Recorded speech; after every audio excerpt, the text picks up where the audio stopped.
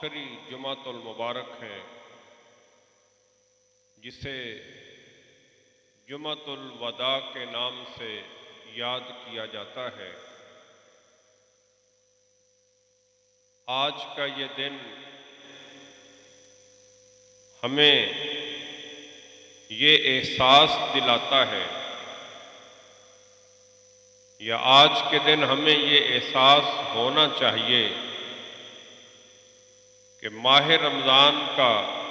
مبارک مہینہ ہمیں دیکھنا نصیب ہوا۔ زندگی میں آئندہ شاید یہ گھڑیاں ہمیں دیکھنا نصیب ہوں یا نہ ہوں۔ ہم میں سے کتنے ایسے ہیں جو پچھلے سال ماہ رمضان میں ہمارے ساتھ تھے، اس ماہ رمضان میں وہ ہمارے ساتھ نہیں ہیں؟ تو یہ آخری جمعہ اس چیز کا احساس دلاتا ہے کہ ماہ رمضان کی رحمتیں، برکتیں اللہ کی طرف سے ہم پر نازل ہوتی رہیں، اور ہم اللہ کے حضور حاضر ہوتے رہے تاکہ ہم اس ماہ مبارک کی برکتوں کو، رحمتوں کو سمیٹ سکیں۔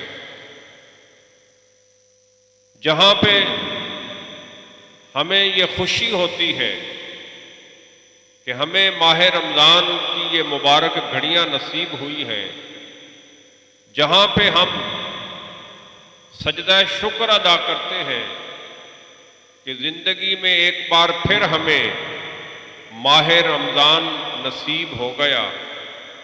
تو وہاں ہمیں ڈرنا بھی چاہیے، خوف بھی ہمارے اندر ہونا چاہیے، اس اعتبار سے کہ ماہ رمضان تو آیا، آخری لمحات اس کے گزر رہے ہیں۔ ہم نے جو ماہ رمضان میں ماہ رمضان کا حق ادا نہیں کیا، جس قدر ہمیں ماہ رمضان کی توقیر، عزت، احترام کرنا چاہیے تھا، اور جس قدر ہمیں اس ماہ مبارک میں عبادت، ریاضت، خلوص کے ساتھ، محبت کے ساتھ اور چاہت کے ساتھ کرنا چاہیے تھا، ہم وہ شاید نہ کر سکے۔ لہذا کیا پتہ کہ ہمارے روزے، ہماری نمازیں، ماہ رمضان کی ہماری یہ عبادات اللہ کی بارگاہ میں قبول ہوئیں یا رد کر دی گئیں۔ تو یہ ماہ مبارک دونوں چیزیں اس میں موجود ہیں، امید بخش دیے جانے کی، خوشخبری مغفرت کی، اور خوف اس بات کا کہ ہم پتہ نہیں کس میں شمار کیے جائیں گے۔ ہمارا شمار کن میں ہے؟ مقبول لوگوں میں، ماہ رمضان کی قدر کرنے والوں میں، ماہ رمضان کی برکات کو سمیٹنے والوں میں، ماہ رمضان کا حق ادا کرنے والوں میں ہمارا شمار ہے، یا رد کر دیے جانے والوں میں ہمارا شمار ہے؟ اس بات کا خوف بھی دل میں ہونا چاہیے کہ ہم کہاں پہ ہیں، اور یہ جمعۃ الوداع اسی بات کا احساس دلاتا ہے کہ اکثر ایام گزر گئے، چند گھڑیاں، چند ایام باقی ہیں۔ اپنی اپنی گریبانوں میں جھانک کر اپنا محاسبہ نفس کیجئے، اور جو گھڑیاں باقی ہیں ان میں ہی اپنی غفلت کو، اپنی سستی کو، اور اپنی ماہ رمضان کے اعتبار سے جو بے قدری والی عادات ہیں، خصائل ہیں، ان کو ٹھیک کر کے اپنا محاسبہ نفس کیجئے، تاکہ ہم یہ جو ایک نعمت اللہ نے ہمیں عطا فرمائی، ہم اس نعمت کی قدر کرنے والوں میں شمار کر لیے جائیں۔ ہم اگر माह रमज़ान की ये जो नेमत उज़्मा है, इस मुबारक महीने की कदर करने वालों में शुमार कर लिए जाए तो फिर हमारे लिए ये मुजदा जाफ़िज़ा है कि इसका पहला अशरा रहमत बनकर उतरता है, दूसरा अशरा मग़फ़िरत बनकर उतरता है और तीसरा अशरा जहन्नम से आज़ादी लेकर आता है। ये उनके लिए ये पैगाम है रसूल करीम सल्लल्लाहु अलैहि वसल्लम का, जो अल्लाह के दरबार में शुमार कर लिए जाते हैं कि ये माह रमज़ान की बरकतों को समेटने वाले हैं और माह रमज़ान के कदरदान हैं। ये माह रमज़ान का हक अदा करने वाले हैं जिन्होंने माह रमज़ान की इस नेमत की कदर की और कदरदान के तौर पे अल्लाह के दरबार में शुमार कर लिए जाए। उनके लिए तो ये तीनों स्टेजेस हैं कि रहमत उतरती रहती है, फिर जब रहमत 10 रोज मुसलसल उतरती है और कदरदानी करने वाले मुसलसल इसकी कदर करते रहते हैं और मुसलसल रहमतों को समेटते रहते हैं, तो जब नामा अमल में रहमतों की बरसात होती रहती है तो फिर वो जहां रहमत होती है वहां जहमत नहीं होती, यानी गुनाह एक जहमत है और रहमत ये एक बख्शिश की एक निशानदेही करता है। तो जहां रहमत उतरती रहती है वहां से गुनाह और अल्लाह की नाराजगी और अल्लाह का गज़ब दूर होता रहता है। तो जब 10 रोज तक ये रहमत की बरसात होती है तो नतीजे माल और अंजाम के तौर पे क्या होता है, वो मग़फ़रत में आ जाते हैं, दर्जाए मग़फ़रत में हो जाते हैं। मग़फ़रत क्या है? मग़फ़रत कहते हैं अल्लाह का अपनी रहमत की चादर में बंदे को ढांप लेना। मग़फ़रत हम जो कहते हैं या अल्लाह इसकी बख्शिश फरमा दे, इसकी मग़फ़रत फरमा दे, अल्लाह इसकी मग़फ़रत फरमाए, तो असल में मग़फ़रत का जो लफ्ज़ है इसका माना ये है, हम ये कह रहे होते हैं कि अल्लाह इस बंदे को अपनी रहमत की चादर में ढांप ले। तो अशराए मग़फ़िरत का माना ये है कि अल्लाह जब पहले अशरे में बंदा अल्लाह के हुजूर हाजिर होता रहता है और माह रमज़ान की कदर करता रहता है, माह रमज़ान का जो मकाम है, जो इसके अंदर एहतियात है, वो इख्तियार करता रहता है, तो दूसरे अशरे में अल्लाह ने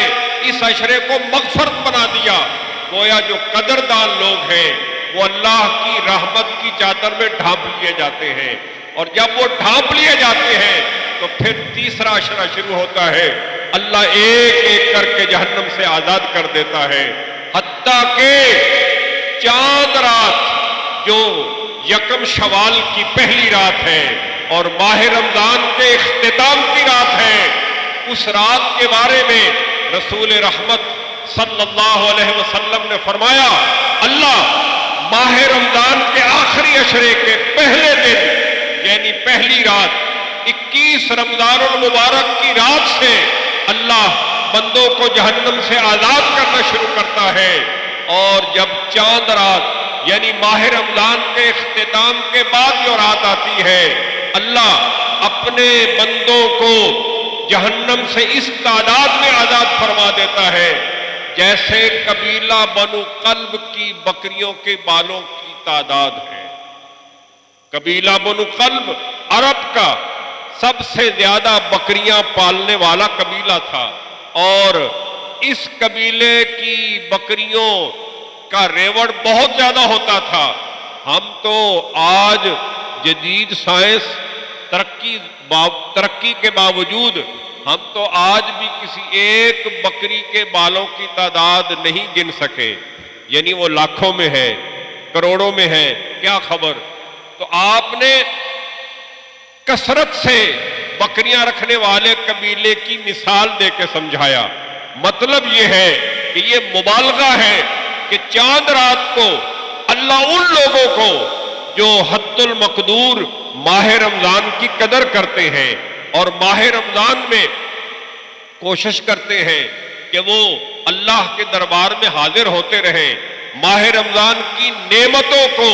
اور اس کی برکتوں کو اپنے دامن میں سمیٹتے رہیں،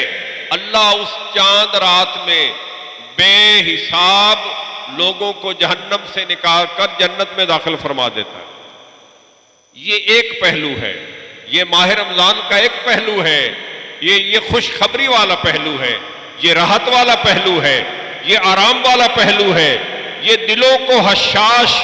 بشاش کر دینے والا پہلو ہے۔ اس کا دوسرا پہلو یہ ہے کہ یہ ان کے لیے ہے جو ماہ رمضان کی قدر کرتے ہیں، جو یہ سمجھتے ہیں ہم نے ماہ رمضان آیا اور عبادت کر کے، ریاضت کر کے، روزے رکھ کے، روزوں کے جو تقاضے ہیں کہ روزہ صرف پیٹ کا نہیں ہونا چاہیے، روزہ زبان کا بھی ہونا چاہیے، روزہ آنکھوں کا بھی ہونا چاہیے، روزہ کانوں کا بھی ہونا چاہیے۔ جنہوں نے روزے میں روزہ آنکھ کا بھی رکھا، کان کا بھی رکھا، اپنی زبان کا بھی روزہ رکھا، انہوں نے واقعی ہی ماہ رمضان کی قدر کی ہے اور روزوں کی قدر کی ہے۔ جو روزے میں چگلی کرنے سے اور جھوٹ بولنے سے باز نہیں آئے، چگلیاں سننے سے اور جھوٹ سننے سے باز نہیں آئے، بلکہ روزے میں جو گالی گلوچ کرنے سے باز نہیں آئے، اور جو روزوں میں بھی بد نظری اور بد نگاہی سے باز نہیں آئے، وہ پیٹ کا روزہ رکھ بھی لے تو اس کا مطلب یہ ہے کہ انہوں نے ماہ رمضان کی قدر ہی نہیں کی۔ ان کو ایک نعمت دی گئی، انہوں نے نعمت کو پانے میں پوری کوشش نہیں کی۔ یہ اس کا دوسرا پہلو ہے۔ اسی لیے رسول اللہ صلی اللہ علیہ وسلم نے دوسرے پہلو کو بیان کرتے ہوئے فرمایا، بہت سے روزے دار ایسے ہیں جنہیں سوائے بھوک اور پیاس کے کچھ بھی نہیں ملتا، یعنی وہ خواہ مخواہ کی بے لذت قسم کی بھوک اور پیاس تو برداشت کرتے ہیں، رہا ثواب، رہا وہ معاملہ کہ روزہ رکھنے سے گناہ جھڑتے ہیں، روزہ اللہ کی نعمت کے طور پہ ہے اور اس کا پہلا اشرہ رحمت ہے، دوسرا مغفرت ہے، تیسرا جہنم سے آزادی ہے۔ تو جس نے ماہ رمضان میں جس کے لیے ہوا ہی یہ کہ اس کو سوائے بھوک اور پیاس کے کچھ نصیب نہیں ہوا، تو اس کا مطلب یہ ہے کہ اس نے ماہ رمضان کی قدر ہی نہیں کی۔ اس نے بھوک اور پیاس تو برداشت کی لیکن روزے کا حق ادا نہیں کیا۔ تو جب روزے کا حق ہی ادا نہیں کیا تو ثواب اسے کہاں سے ملتا؟ وہ روزے میں جھوٹ بھی بولتا رہا، چگلی بھی کرتا رہا، وہ لغویات بھی بکتا رہا اور بد نگاہی اور بد نظری کا بھی شکار رہا۔ اس نے تو روزے کی قدر ہی نہیں کی۔ اسے زیادہ محتاط ہونا چاہیے اور اسے چاہیے کہ وہ توبہ و استغفار کی کثرت کرے، اسے چاہیے کہ وہ اللہ کے حضور گڑ گڑا کے روئے۔ حضرت عمر رضی اللہ عنہ کے بارے میں آتا ہے،